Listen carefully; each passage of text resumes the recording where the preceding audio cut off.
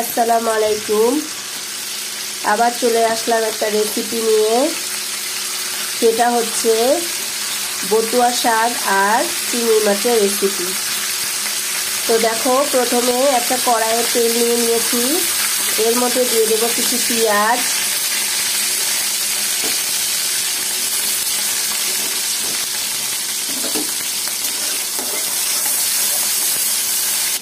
এই যে এরপরে দেব লবণ, এরপরে দেব হলুদ, এরপরে দেব একটু মরিচ,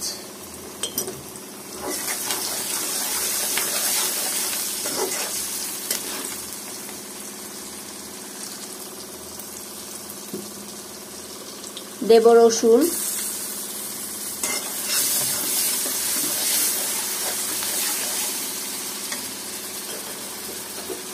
এরপরে দিয়ে দেব এই যে চিংড়ি মাছ অল্প পরিমাণে। এখন এগুলো সব ভালোভাবে কষায় নেব।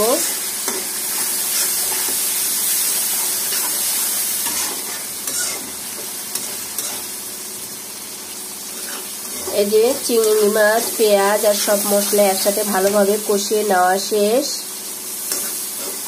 এখন দিয়ে দেব একটা আলু কেটে রাখছি, এই যে এভাবে করে দিয়ে দেবো এগুলো সব।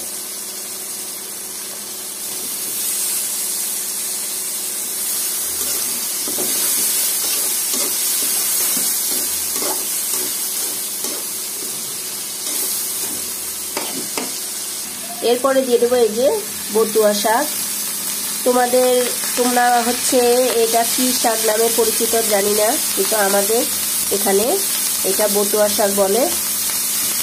তো এই যে শাকগুলো এখন সব দিয়ে দেব।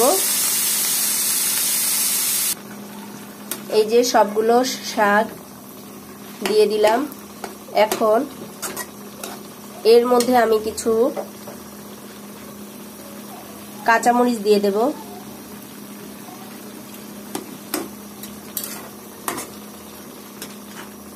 শাক রান্না করতে তো বেশি সময় লাগে না, তো খুবই মজা লাগে এই শাকটা।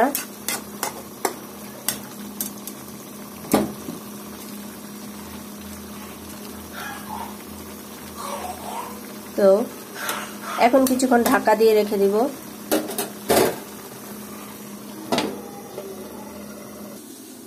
তো আলহামদুলিল্লাহ তৈরি হয়ে গেল আমার বটুয়া শাক আর চিংড়ি মাছের রেসিপি।